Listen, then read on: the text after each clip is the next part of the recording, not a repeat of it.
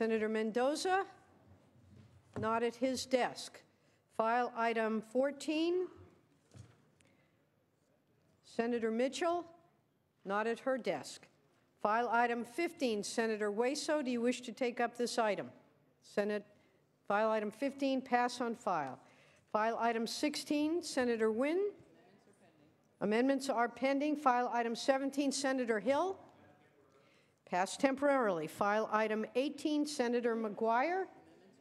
Amendments are pending. File item 19, Senator Galgiani. Pass on file. File item 20, Senator Morell. Mr. Secretary, please read. Senate Bill 1457 by Senator Morell, an act relating to pupil instruction. Senator Morell. Thank you, Madam President and members.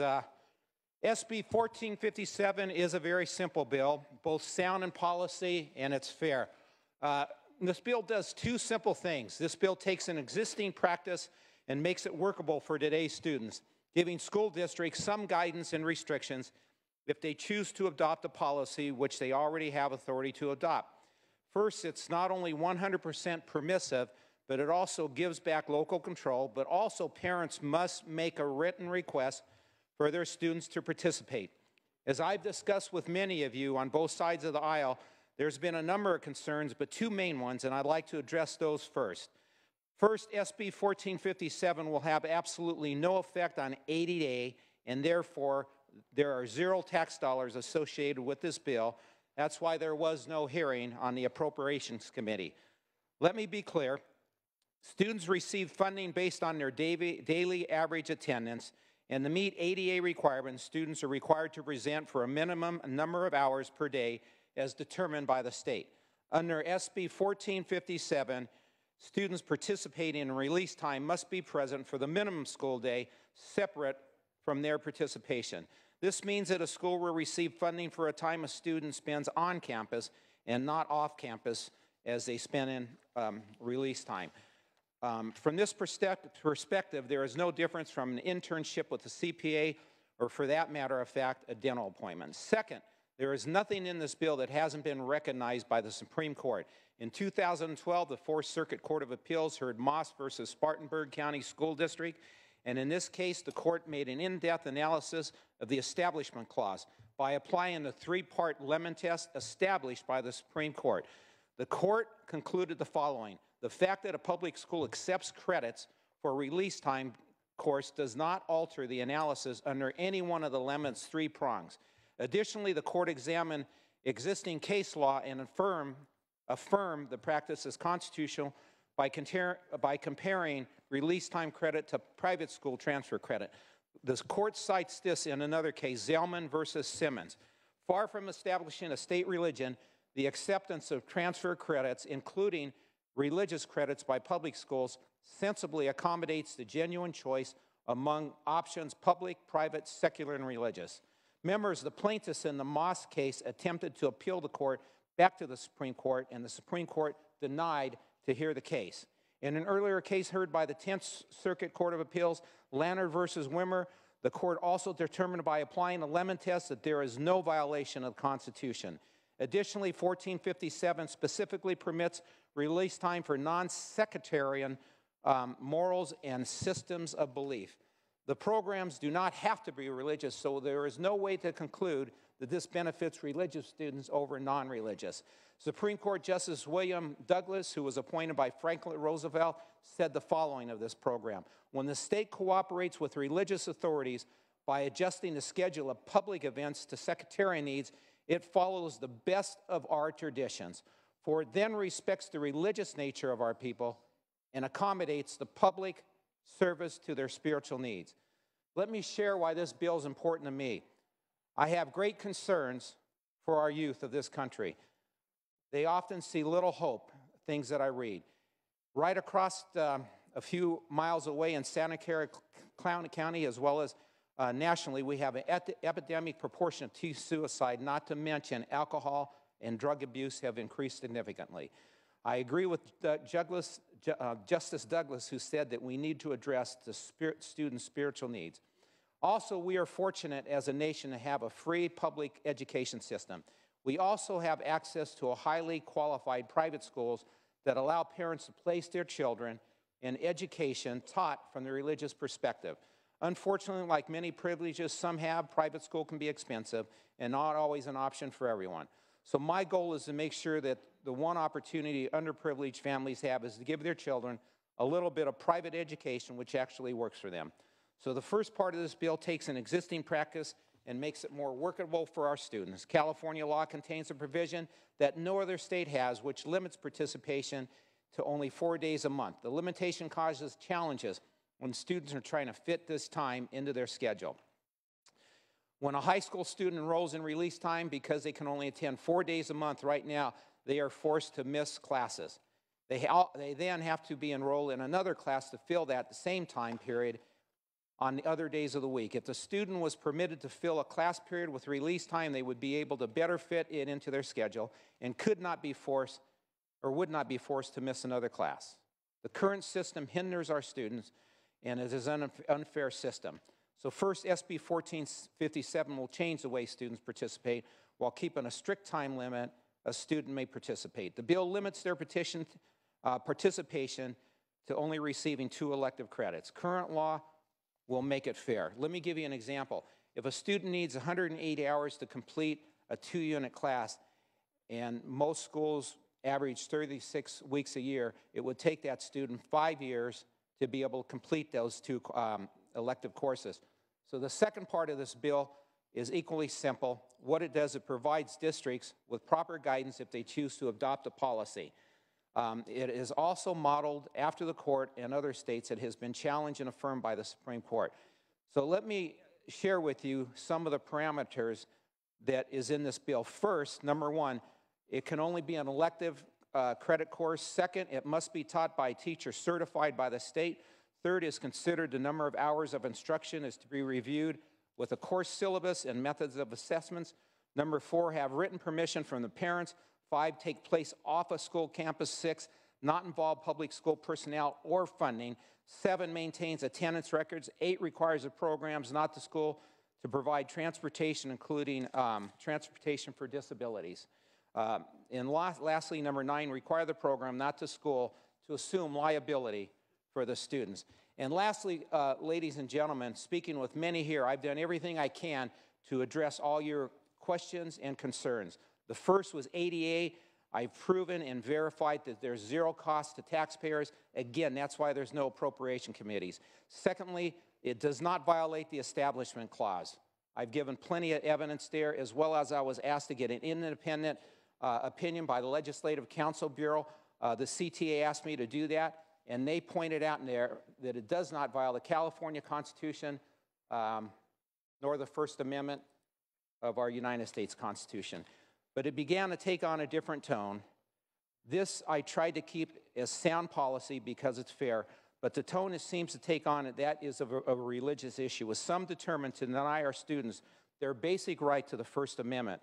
And so may I respectfully remind you, America wants the envy of the world in education, because we once believed that education was the molding together of the intellect with a person's soul. That's why our first Ivy League colleges like Harvard and Yale, along with our first public institutions like William and Mary and Dartmouth, had similar models, and the principle to that of Princeton, which states, under the protection of God, she flourishes. Equally significant is in the Northwest Ordinance, which was delivered as our country expanded into the Ohio Territory, recognizing the importance of education, and within that religion, morality, and knowledge are necessary for good government.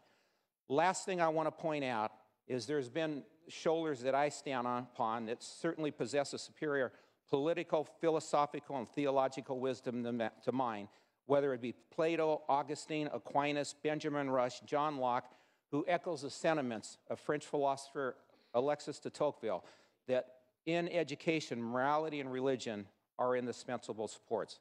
So lastly, members, SB 1457 is sound policy, it's fair, and it's only advocating for time off campus after core curriculum has been completed.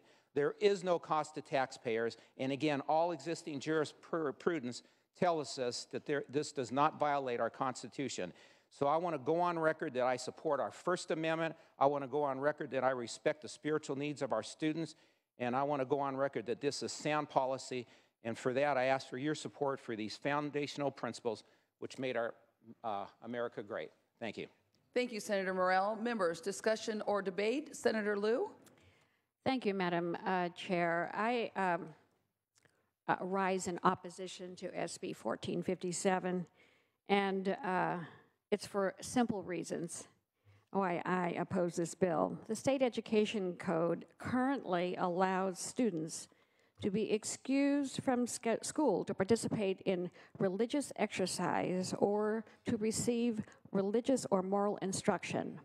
These absences are limited to no more than 4 days per month, and school districts are allowed to generate ADA state funding for these absences.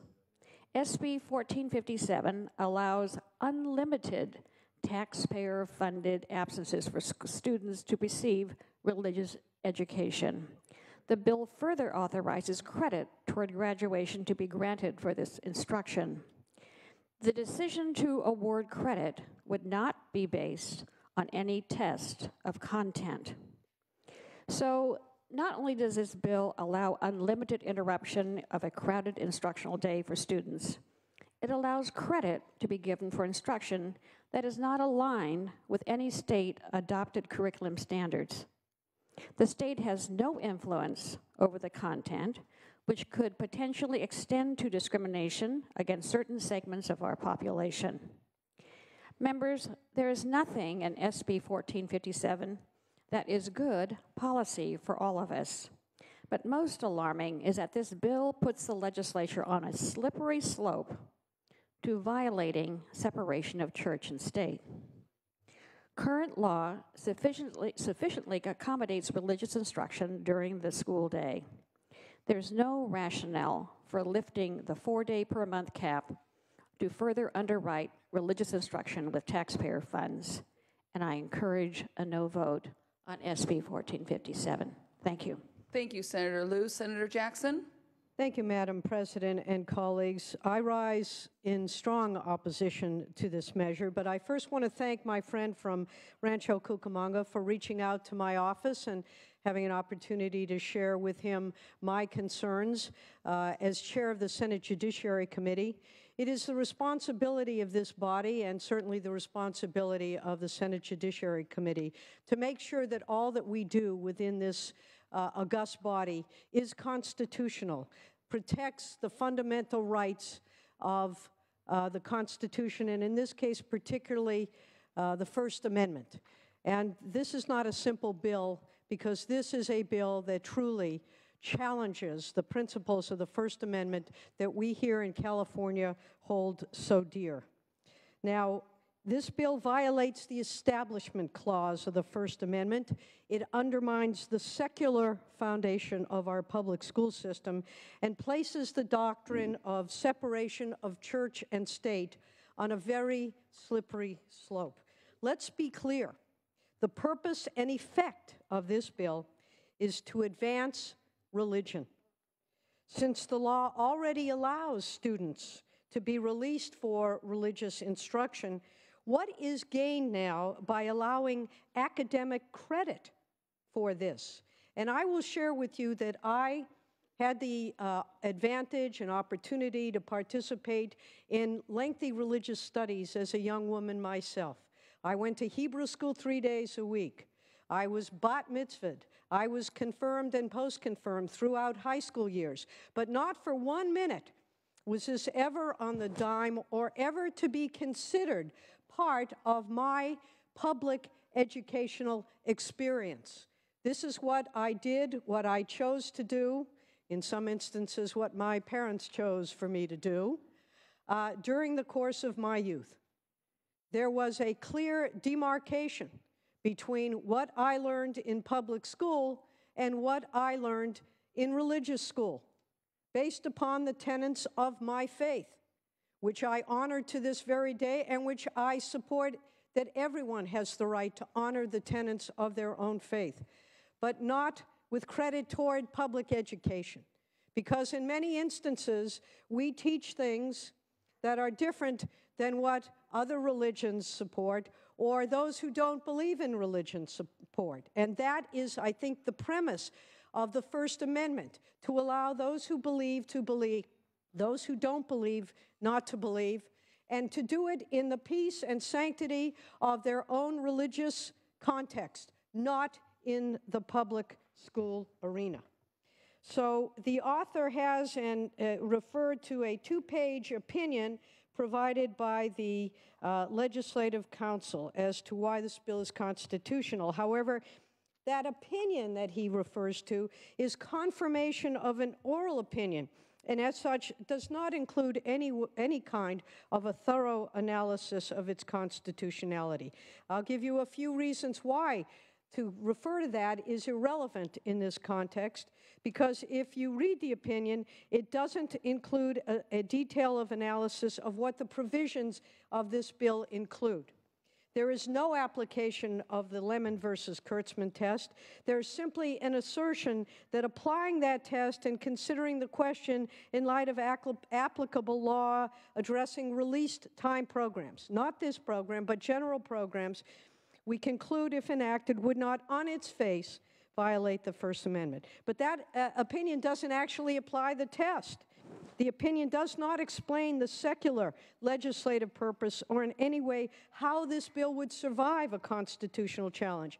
My colleague cites references to 2 courts of appeals, neither of which are in California. The one he cites the most is from South Carolina, the 4th District, which, all due respect, does not apply to the 9th Circuit, which is the circuit that California goes to before matters go up to the Supreme Court. There is no analysis, and colleagues, there's no secular legislative purpose here. What is the bill trying to solve? The answer is to facilitate more religious education. And while I appreciate the values that are articulated in this measure of compassion and teaching empathy, these are all important things. If our public schools were to teach them, so be it. But to be able to apply what one learns in a religious context simply violates the Establishment Clause. Now, I apologize for going on a bit here, but I think this is a very important measure. It is not a simple measure. It is a measure that truly does, and it says within the context of the bill itself, private religious education is a legitimate and complementary part of the American school system. Au contraire, I would submit. To the contrary. The American school system is designed, intended, and required to be a system that separates out those doctrines of church from those principles of state. Secular versus sectarian. There is a dividing line. This bill, by giving credit for the study of those sectarian principles, violates that constitutional mandate. And rather than go on, I have several more pages. This bill, in my opinion, should have come to the Senate Judiciary Committee in advance of it coming to the floor so that it could have been fully analyzed. I just simply want to say that we have in California a very strong respect for differing opinions. We have a very strong respect for the First Amendment. This measure would violate that fundamental principle, and because of that, I would urge a no vote on this bill. Thank you, Senator Jackson. Senator Hertzberg? I thought a lot about this bill. I read the Lemon case, again, read it in law school, read every case that was referred to in the Legislative Council's opinion. And I just wanted to say that I gave it a lot of thought because I thought it was an important issue, particularly in the communities, some of the communities that I represent, and I think it's an important issue that deserves a great amount of respect. But I do concur with the opinions that have been raised by the last speakers with respect to its constitutionality and won't be supporting it for that reason. But I do want to take a moment that I think is appropriate, because I think that the author of this measure did a great deed to this House. He did great service, because every single member I've spoken to so far has had a visit by him, that he has done his homework, that he sat and he really did listen, and he did take the time. I can't imagine. I mean, he really put his back into it and muscle into it, and I think did honor to this House. Honor to this House is not about always agreeing. We all have different opinions, but honor to this House is a deep respect for its process, to advocate your views, and I give him great, great respect for that. And so often we make these arguments on the floor, and we don't often see the back of the House, if you will, and what really goes on. And I just, although I'm not supportive today, because of the efforts that he showed me in coming to my office a number of times and the time he put into it, I took the time to read. I know a number of other members did, and really put a lot of time into this, and I give him a lot of respect for that, and I thank you for bringing honor to this House, sir. Thank you, Senator Hertzberg. Senator Leno? Thank you, Madam President. I'll pick up where my colleague left off. I also want to thank the author for taking the time to come to my office and to walk me through the bill and to have a very forthright conversation with me regarding some of my concerns and how he felt they were being addressed. I do have to disagree, though, that this bill is not about protecting anybody's First Amendment rights. To say that we need this bill to protect those First Amendment rights of freedom of religion is to state that we are currently denying students their protected constitutional right of freedom to religion currently. And I don't believe anyone in any serious way is suggesting that, either through the courts, through forums of public opinion, or anywhere else. We have statewide standards for our educational system, our public educational system, for really good reason. We have over 1,000 school districts, each one represented by an elected school board. Some of these school districts are rather small, as we know. Can you imagine if we were to give authority to over 1,000 school districts to come up with their own curriculum of study without any statewide review? They could come up with just about anything they would like. And through ADA to their schools, so we will be publicly funding this operation, credits would then be given without any oversight by the state with what's being taught.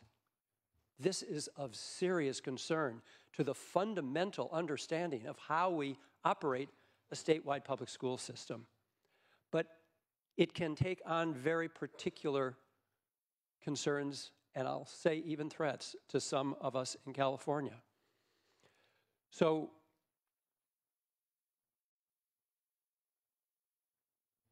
Equality California and the National Center for Lesbian Rights has come out with an opinion and oppositional letter to this bill. And I just want to, Madam President, if it's okay, read just a brief few lines from it. Yes, please proceed. It says that under SB 1457, public schools could be required to award credit for completing courses that teach bias against LGBT people and instruct students that discriminating on the basis of sexual orientation and gender identity is not only acceptable and appropriate, but a religious imperative. Now, for those religions that believe that, that is their constitutional right, and I would never, ever get in the way of that. But not in our public school system, not on my tax dollars. I will fight that to the end. That's why we have after-school programs. That's why we have weekend programs. I won't repeat all of Senator Jackson's understanding of her own religious education outside of the public school system. I had a very similar one. So we can have it all. We can have a public school system with statewide standards that are developed with great understanding for the public good, and at the same time, we can have full opportunity for religious instruction that does not intersect or interfere with the public educational system. I understand the well-meaning behind this bill, but it has very serious potential unintended consequences, and I would ask for a no vote. Thank you, Senator Leno. Senator Stone? Thank you, Madam President, and I want to thank all the members that have spoken so passionately and shown the genuine concern at my colleague who is a strong advocate for religious freedom, and he brings this issue forward, and I appreciate the very courteous discourse that has occurred over this thoughtful bill. I'm going to stand and support SB 1457. As we know, this country was founded on the basis of religious freedoms, the tyranny against religious rights that was a part of the British system that we wanted to vacate ourselves from.